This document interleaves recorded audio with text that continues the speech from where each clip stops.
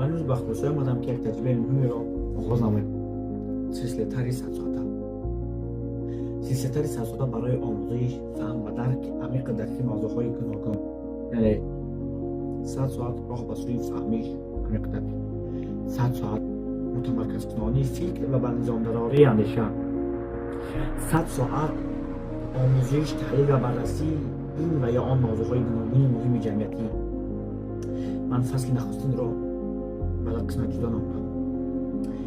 75 ساعت به آموزش فلسفه، خصوصا اندیشه های عمیق در فکر پرداخت شده داده و 25 ساعتی باقی مانده را باشد با مطالعه و تحلیل و بررسی آثار گرانبهای جلال‌الدین رومی مثنوی معنوی باشد. این تنها آموزش نه، این تغییر تفکر است. هدف من نه تنها خواندن بلکه آموزش، فهم کردن، درک، تحلیل و در زندگی تطبیق نمایی است.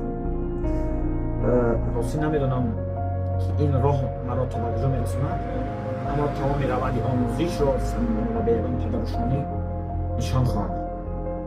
اگر خواهید بدانید این سفر چه نتیجه میدهد، با من شوی را فراموش نکنید.